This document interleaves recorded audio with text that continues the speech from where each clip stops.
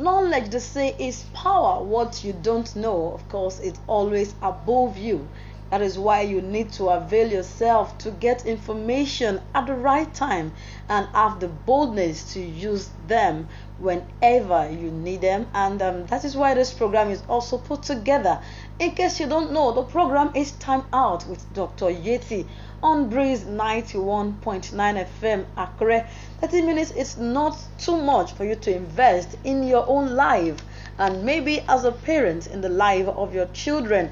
You need to learn some things that will ensure that you guide your children in the right way, so that their lives is that you can be proud of in few years' time. This program is put together for adolescents, for youth, and for parents. My name is Taye Charles Okon, and I'm here again with Dr. Yetunde Olagbuji, our guest and sponsor of Time Out with Dr. Yetty. I'm in the house with her, and I'd like to say good morning to Dr. Yetunde.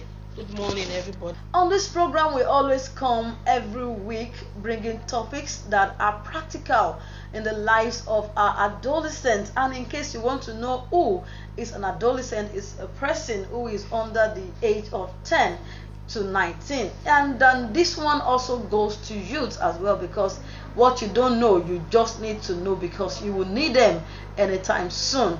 And for parents who would be there for their children to nurture them in the right way, you need to know what to do at a particular time in the lives of your children. And that is why we always come every week. We do not relent in nurturing our children, and most importantly, our adolescents. Last week on this program, we talked about adolescent nutrition, how well you should feed your children, not only because of the quantity but the quality of whatever you give them. This week's topic is very important, and I know that everyone listening right now would not want to move away from their radio set when you hear the topic of our discussion for this week's episode of Time Out with Dr. Yetty. And the topic is teenage pregnancy. This is not a new thing in our society.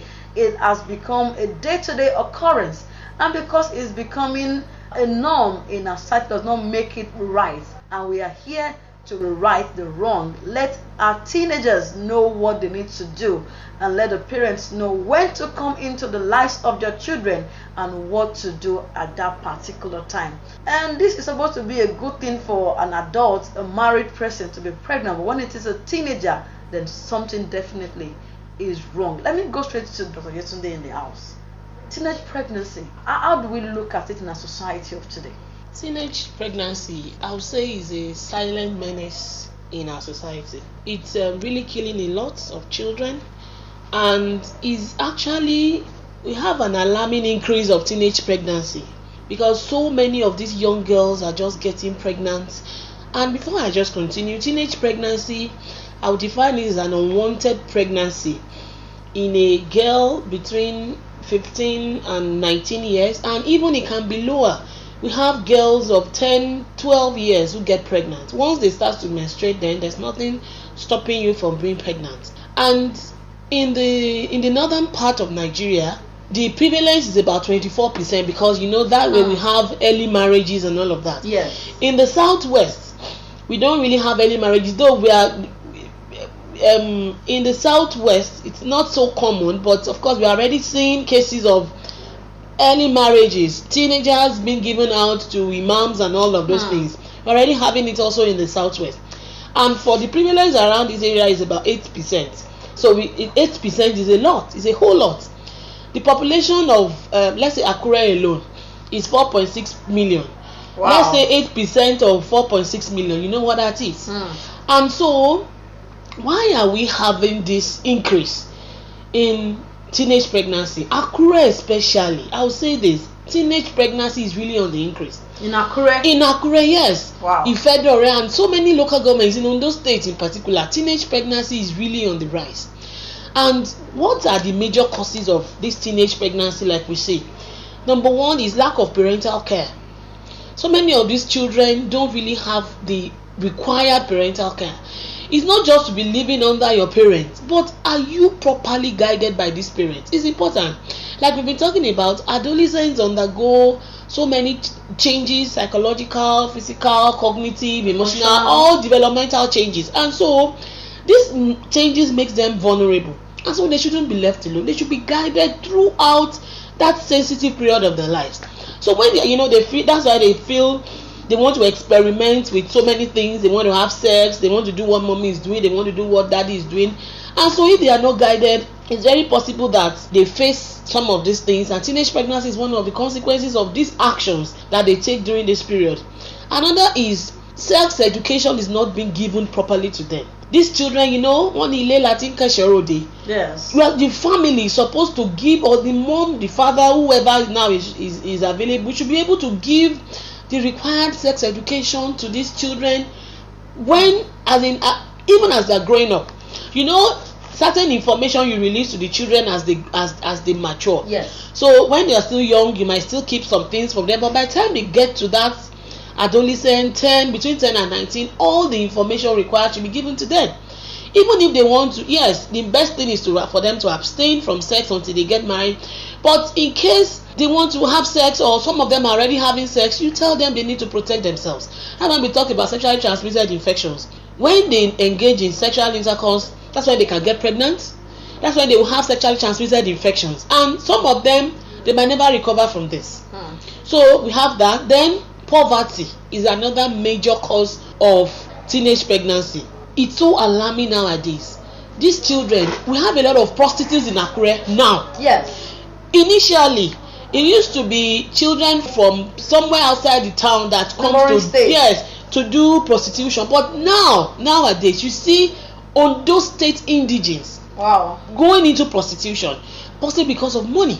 And they sell themselves for small, very small, insignificant amount of money. 500 naira. 500 naira, 1,000 naira, which is very ridiculous. Some even lunch. Yes. Wow. It might just be a bottle of Coke or something, and they just give themselves out like that without no protection, nothing. And you can see that at the end of the day, when you actually compare the advantage with the disadvantage you meet at the end of the day, you see that it's not really worth it. Yes, I know that the situation, economy is really hard and so many things are happening. So somebody might be saying that, if you are listening to me, that this sister doesn't understand what she's saying. My father has died, my mother has died, I'm an orphan, I need to go to school, nobody is, but that's still an excuse for you to engage in such. You might never recover from it. A lot of people have died because they're looking for money, because they feel I need to find I have younger ones and I need to take care of, and so I might not understand what they are passing through. But regardless of whatever you might be passing through, it's not an excuse for you to engage yourself in activities that you will regret for the rest of your life. I don't think it's worth it. Then other causes might be low level of education. Some people might not just go to school, or maybe they live in the villages and they don't have opportunity to go to school, and they just feel that having sex is the next thing. So those are some of the causes of it. Then cultural and religious beliefs. We talked about early marriages in the northern part of Nigeria, where small children are given to big men, old men to handle and stuff like that. Then sexual assault is another one. We see a lot of rape cases nowadays. So many rape cases. There was one, I checked it on Facebook, an adult, about 26-year-old, raping a 5-year-old. So many things are happening, so many evil things are happening nowadays. And so that's another cause of teenage pregnancy. Then lack of information, correct information, ignorance. You don't know about contraception, you don't know about anything, so you just expose yourself unnecessary to these things. So maybe I need to let you ask more questions so that I can talk about consequences and some of it. Yes, because going through what you said as causes of teenage pregnancy. For example, you talked about lack of proper sex education. Before we go to consequences, so because we need to know what we need to do so that we don't get caught into the net of all this stuff like teenage pregnancy in our society anymore. Lack of proper sex education, maybe from parents, from siblings, from uncles, caregivers, guardians. How much information do we release to teenagers to adolescents in the range of 10 years to 19 years. I think that we cannot just tell them everything, but how much information can we give up? Do we just get them exposed to all of the things surrounding sex at that age? For me, this jet age, okay, there's no information that should not be provided to these children. It's key and it's basic, because if you decide not to tell them, they go online, they learn some of these things online, they watch films where these things are done raw and practical, so they want to practice it. And some, you even leave them with house helps who practice these things on them. Wow. And so if you don't give them all the information that you need to give to them, then we'll be undoing ourselves. Okay. And we don't leave this to only schools alone. Now is of teachers alone. Responsibility of the parents, of the teachers, and in the church. In the church we shy away from these things, but it is key. Sex education should be given in the church. In teenage churches, they should encourage more of. They should invite people who experts who can talk about these things, and even tell parents to share their experiences. Those who have had good experiences, those who have had bad experiences. I'm sure that children can learn from these things. So I don't think there's any limit to the level of information that you give to these children. It is vital so that they can engage in healthy sexual practices to prevent themselves from all these very terrible consequences. Alright, in case you're just joining us and you're wondering why we're talking about sex and pregnancy on this program, this is Time Out with Dr. Yetty on Breeze 91.9 FM on how to nurture and shape the lives of those who are dependent on us. These young children that do not know what they're supposed to do at a particular time. You can help them by guiding them when you have the right and correct information to dish out to them. And in case you have any question, observations, comments that is bothering your mind, so you can get through to her on WhatsApp, or you can call her. Maybe you want to send her a text message. The number to do that via is 0708 786 5497 0708 786 5497, or you want to send her any email. Our email address is dryettyspeaks@gmail.com. That is spelled DRYETTYSPEAKS Our Twitter handle is @Dr_Yetunde @Dr_Yetunde, and on Facebook you can get across to her. Her name is Yetunde Olagbuji. When you get across to her, you will be well attended to, and your answer, comments, or questions will be well attended to, and it's going to be as private as possible. All right, now let's go to the consequences of teenage pregnancy. What are the things that a teenager can face when she is pregnant at that age? Okay, let me just say, I have a picture on my Facebook page right now talking about teenage pregnancy. So you can actually visit my page to see what I have there. The dilemma of teenage pregnancy. You know, most of the adolescents don't really think about the consequences of these things until they become pregnant. And the reality now dawns on them. What do I do? How do I proceed with my life? Some, let me tell you, a lot have died. One of the common and most common causes of maternal mortality, what I mean by that is the death of mothers now during pregnancy, is because of teenage pregnancy. That's one. Death is one. Then unsafe abortion. You know, currently Nigeria has not legalized abortion, so most of them, because of the social stigma, because a teenager getting pregnant, because of that social stigma, it will make them to actually run to unqualified doctors. Wow. Because it's not legalized. So you actually want to do it in a private place, in a secret place and all that. And so most of them fall into wrong hands. Let me give you an example. When I was working in a hospital, they brought a 32-year-old lady who came in. It's a 32 is, you can't say that is a teenage pregnancy. She's already an adult, but she's not married. But because she's a Christian, she's in the choir, and unfortunately she became pregnant, and another Christian brother impregnated her. Wow. You know, instead of her to just come up to confess, and just 32 is not young to bear the consequence and all of that, but the shame was too much for her, and she didn't want the church members to know. And so this Christian brother, in quotes now took her to do abortion somewhere in Akure, and her intestine were perforated. Intestine.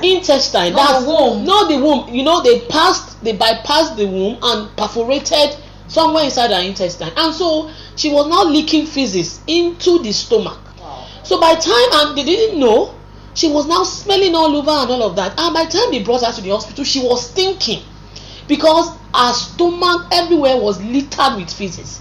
So she was already she was septic because infection, she had overwhelming infection. By the time we entered the theater, we told her that, we told her family members that this is 50-50, because she was already going into shock and the infection was just too much.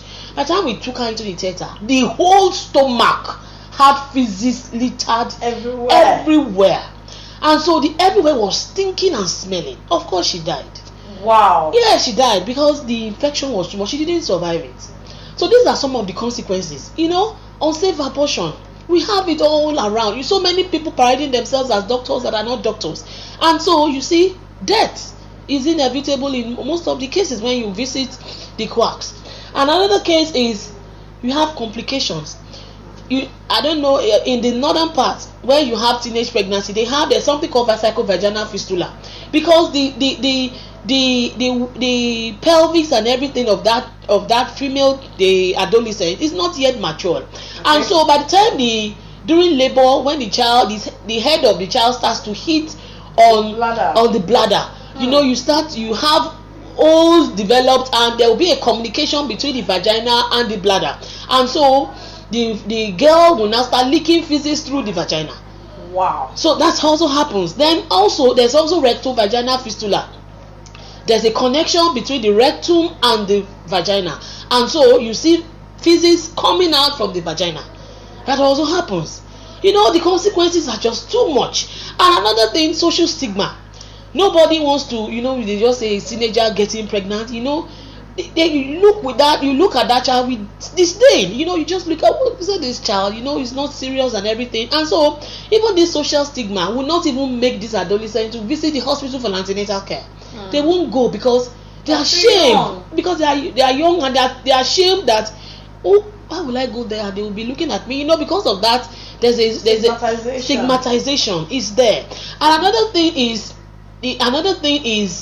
the child does not have adequate nutrition. We talked about nutrition last week. If the child doesn't have adequate nutrition, the child has anemia, and definitely it is whatever the mother has that will transfer to the child. The so the mother might have anemia, we call it iron deficiency anemia, during pregnancy, and the child, the fetus now, which is the child that this teenager is carrying, the child may die. Then the child might be small for weight, that's low birth weight. The child might even come as a preterm, that you deliver before the due date.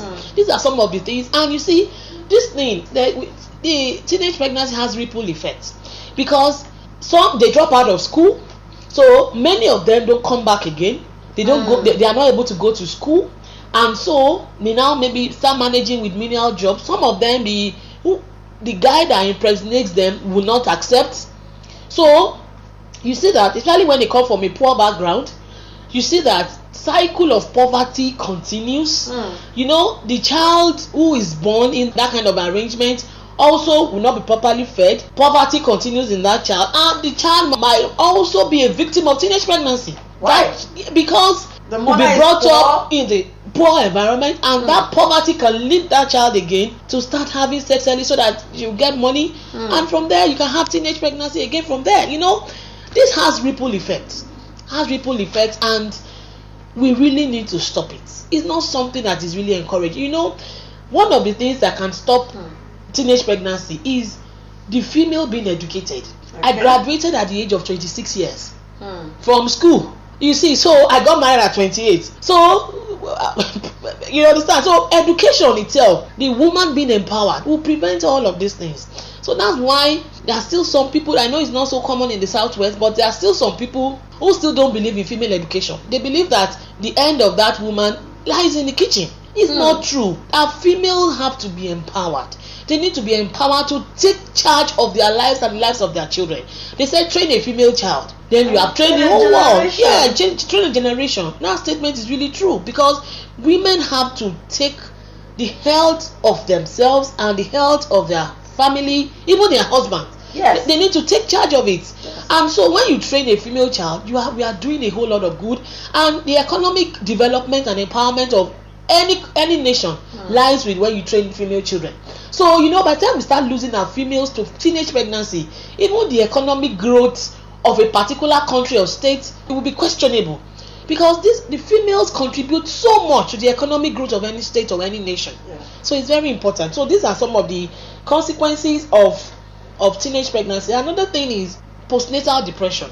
After they deliver, some of them are going into depression because they are not really acceptable to the society in a way, because people still look at them with this eye that and they might not even be able to measure up with their mates again. That's the truth. It's only when they have very serious family support that they can go back.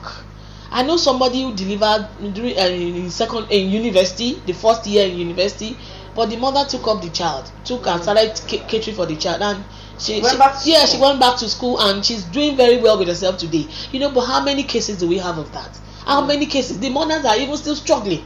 Nigeria is a place now where even after graduation, after university, these children are still in their homes, even still. And they say now your struggle continues. Yes, feeding on whatever their parents have to offer instead of giving their parents money. We have so many graduates who are unemployed nowadays. So teenage pregnancy is not one that one should think of entering into. The consequences are too grave to actually bear for a young girl, even psychologically, for that child to bear that stress. Pregnancy is not a disease, but it's stress. I can tell you, it's stress, not a disease. Yes, we know it's not a disease, but as a woman, you are not yourself. All through that 9 months, you are not yourself. So for a child, because I still consider them, they are still children. Yes. For you to bear that burden, your pelvis is not matured enough, it's not adequate to carry children and all of that, and so it's a whole lot of problem and all of that. All right, for those who are listening out there, and I know that we have a lot of listeners who are saying that you really do not know what they are going through, majorly because of the economic situation of the country, because of our time is fast spent. I want all you to tell us, to enlighten us in few more minutes, how we can manage teenage pregnancy, because some we cannot. It's too late now to stop, because many teenagers right now are pregnant as they are doing this program, and they are just asking, how do I manage this? Where do I go from here? Okay, if you are pregnant right now and you are a teenager, I want to beg your parents. That's the first thing. Please, they have made their mistakes. Please accept them, because I know a lot of families. When this happens, they are really a disgrace to the family, and so the parents just disown them. Wow, send them out of the house. So I want to implore you, please, you need to take them, so that the consequences will not be more than what we are already facing now. So that if they have family support, I know that will go a long way to help them, because the stigmatization is there. We can't. So, but when they see that somebody identifies with them, then maybe they can better bear the shame. Then another thing is, please don't let them forfeit their education. Education, they might have made their mistakes of, if they give birth to this one now, they can have it, but subsequently they should face their education, and they can still make out something with their lives. God can turn a mess into a message. So we should bear that. You should bear that seriously in mind. And another thing is that all through the time that the child is going to pass through the pregnancy and all of that, you need to encourage them to go for antenatal. It's important. Don't say that, who will accept me in the antenatal? They will accept you. Our health workers are not like that. Please go to the hospital go for antenatal service. And I know that because of that, they can properly guide you. They check your BP, they check your blood sugar, they check everything to know that you are okay, and you make sure you deliver in the health facility. Don't go and deliver in the church. Don't go and deliver with a TBA, a traditional birth attendant. It's very key, because if you deliver in the hospital, they will guide you, and if you need to do cesarean section, they will probably guide you and all of that. And also, please do not abort it. Don't abort that child. You might have been thinking, oh, I'm going to get rid of this, I cannot bear the shame, I need to continue with my life. Please don't abort it. And I think those are the major things. But in case you want to have sex, it is important, please. The consequences are too grave for any young mind to bear. Please don't. Teenage pregnancy is real. It is very real, and it is a silent menace now in our environment, and it's killing a lot of people. You might not know, but these things are happening. Please don't. Just hold forth until you are married. And in case you are already having sex and you are finding it difficult to abstain or to stop sexual intercourse, I want to say, please always use condom. Don't get drunk before you have sex, because when you are drunk, you can forget about sex, or the other partner is also drunk. You must be wide awake, because alcohol, we are still going to talk about that. Alcohol and drug abuse, there are major reasons why people they don't protect themselves, or not use correctly. They don't use it correctly. You know, when you are drunk, you go to clubs, you go to this thing, you know, they can put drugs in your drinks and so many things, and before you know it, they rape you. You know, so many things happen to you without your knowledge, and so you are left alone to bear the consequences. So please, I want to implore you, you need to be alert every time. Most important, like I said, you need to abstain. But while you are still trying to say, I want to abstain, and you are still not able to do it, you need to use condom always. It doesn't matter. Girls can carry condoms in their bags. You must insist on correct use of condom, and use of condom every time, so that you can protect yourself from these things that you might not be able to bear by yourself. Okay, our time is fast spent on today's edition of Time Out with Dr. Yetty. I know that you have learned a lot, not only one or two things. You have learned a lot on this program for this week about teenage pregnancy. The program will continue next week, and it's going to be a special edition where we can pick calls and get feedbacks from you. But before then, a week might be too long for you to get a response from our doctor. You can call her from now and chat her up on WhatsApp. You can send her a message. You might hide your number while you call. You might not tell her your name, but just get through to her and get your mind cleared. The number to call her through is 0708 786 5497. Our email address is dryettyspeaks@gmail.com. For Twitter, our Twitter handle is @Dr_Yetunde. On Facebook, our name is Yetunde Olagbuji. I will meet you next week on this program. My name is Taye Charles Okon. Thank you so very much, Akrita, for coming on this program. We'll see you again next.